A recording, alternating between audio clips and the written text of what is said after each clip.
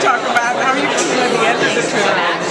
At the end of my Twitter hour, I feel utterly toxic. Like I just ate too much candy and got nothing out of it. No nutrition. I don't know. I mean, I go chasing all these interesting links, and there's no sort of order or depth to it. There's too many things, and I don't know. I don't end up interacting with people about it. Just sort of dead ends, and maybe I learn something, maybe I don't. But I don't know. It just doesn't. It's not a comfortable procedure at all. Well, I'm a lurker on Twitter, so I'll have more to say when I've started actually engaging, going beyond lurking. That's the thing. I never have anything to say. It's kind of, I mean, I have the same problem with blogs. Like, I'll read them with interest, but I rarely have anything to say. Like, I don't want to go comment on things. And yet, that's the only way to be present. It's like nobody wants to. But I don't think there's any point in saying something for the sake of saying it. You don't. Right. Well, if you never say anything, nobody knows you're there, and they don't read what you post. So. I'm sure you have something to say, like, yeah, like every now and one every 3 weeks or something. That's a start. I'm interesting enough. It's interesting, and I'm like behind the camera, so I'm probably breaking some rule. I don't know. What do you think of I'm probably breaking some rule. Here, I'll let you man this while I talk. I use it to post, like promote my blog posts, post articles that I think are interesting, highlight a current issue that may have fallen under the radar, or some interesting science factoid that might appeal to the public, but maybe they miss. I hope I don't look like Ozzy Osbourne with eyeliner. You don't. Thank you. But I agree. I'm sorry, what was your name? Elsa. Elsa. I agree with Elsa. I often feel very unfulfilled. I don't like spending a long time connected to my gadgets. Facebook has been bad enough. And so just like the constant stream, it's like you gotta peel yourself away from it. And I haven't engaged with it to the extent that I see people here doing it. And I don't know how they do it. I have no desire. How do they do that and other things? Yeah, I don't either. Like, I have this vague sense that I'm missing out on something awesome because they all think it's so awesome, and yet every time I go and try, I don't like it. I don't know that I necessarily like want to taste the Kool-Aid, but I feel like I have to since it's such a thing. Yeah, like you're behind the times if you don't. Like I am not of the moment.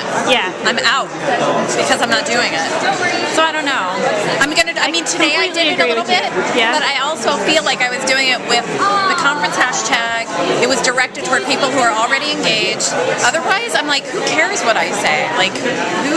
Well, apparently Robert Horowitz said something to someone about, who was it that was telling us that, I think it was Ashok Jha from The Guardian asked Robert Horowitz what he thought of the conference. He was like, oh, it's really cool, but the people seem fun, but they're a little queer.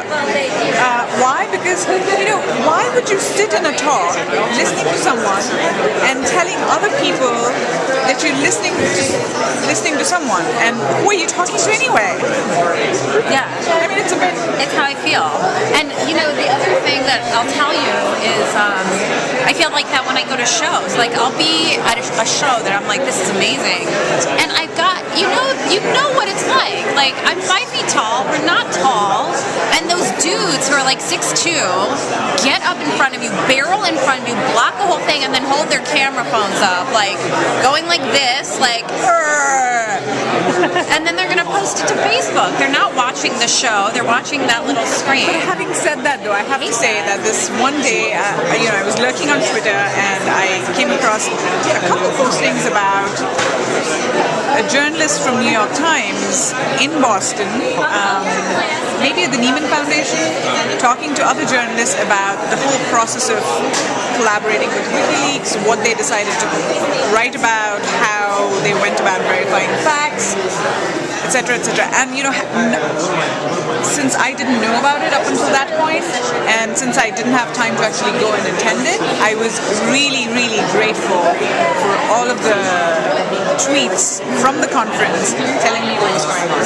Although there was, I would rather, and I did spend more time on the web looking at the live streaming video of the guy talking, but every time the computers froze, I did turn to Twitter to get it. So it's valuable. I'd rather just hear your turn.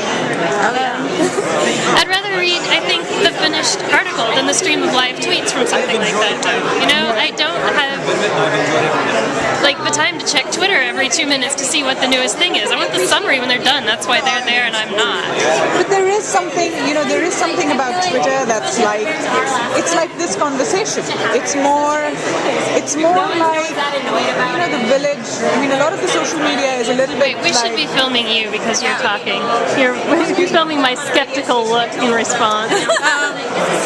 But I feel like it's like a lot of social media tools are like village squares, right? And so you might miss the event, but the last person to come off from that gathering in the village square tells you, hey, this is what they're talking about, and there's a sense of immediacy and interpersonal interaction, which I think we're sort of wired to like than a summary. It's like, I know right now what's going on, or 5 minutes ago what went on.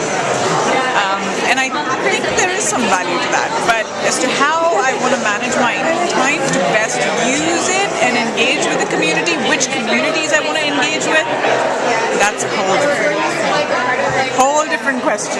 Oh no, I missed you on that last thing. That's a whole different question. This morning I went to the Scio11